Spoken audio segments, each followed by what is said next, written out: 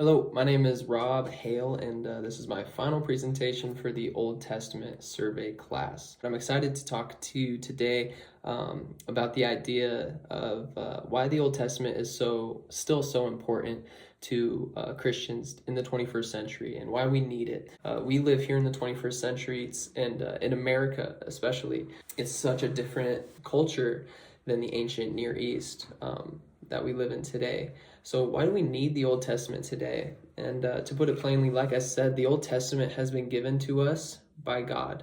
And man shall not live on bread alone. If this is God's word, we need it today and we will always need it. And the truth is that, look, it takes up the majority of our Bible. I've got the New Testament right here, and I've got the whole Old Testament right there. Why would we just use this in our day-to-day walk?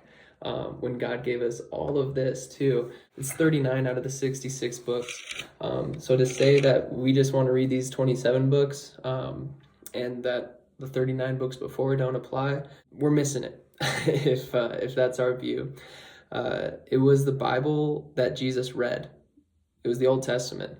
Jesus didn't have the New Testament because he was the reason for the New Testament. If the Old Testament was good enough for Jesus, it's good enough for us. It's where we get our Christian worldview, the creation story, and the Ten Commandments. These are very elementary things and fundamental to our faith. There's one God, he created all things, and he's holy, and he has a standard. That's the Christian worldview that the Old Testament portrays.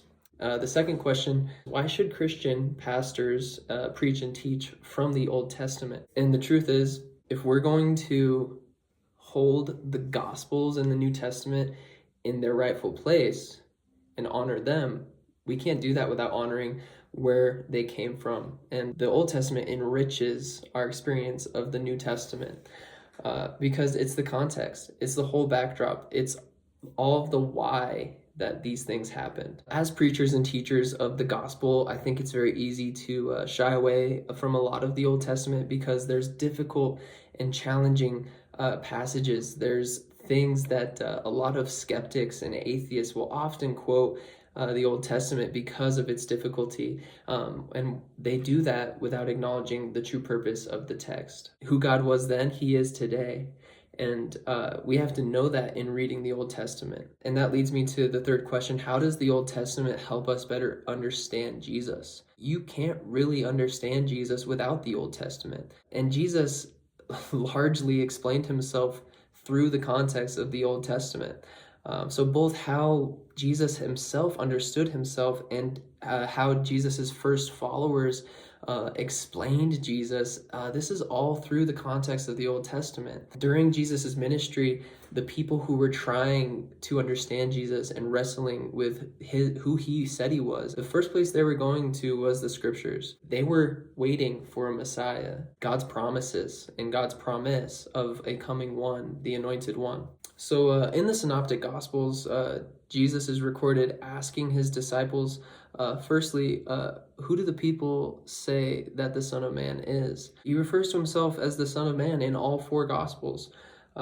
So where does that phrase, the Son of Man, come from? If we're just reading the New Testament, that phrase means very little to us. It's a loaded title, but Jesus constantly in the Gospels is referring to himself. Instead of saying me or I, he is saying the Son of Man. It's all over the Old Testament. But we see it mostly in Ezekiel. Ezekiel was known as Son of Man. Jesus is pointing to something here, and I think what it is he's pointing to the parallels of Ezekiel's ministry to his own ministry. You know, Ezekiel was commissioned by God to be the prophet to Israel at the age of 30, and Ezekiel saw the defilement of the temple, just like Jesus, when he saw the defilement of the temple and he cleansed the temple. Jesus is pointing to himself as the greater Ezekiel. And we also see this this phrase most famously used in Daniel chapter 7, verses 13 through 14. You also have in John, before Abraham was, I am. If we don't know what that means very little to us. Jesus was claiming deity here. He was claiming all of the power of God as his own. Before Abraham was, I am. Claiming to be God is what Jesus is doing here.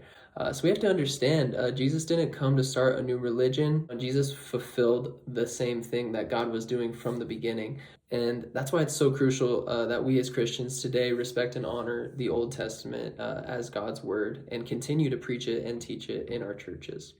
So yeah, I really enjoyed it, and thanks for listening.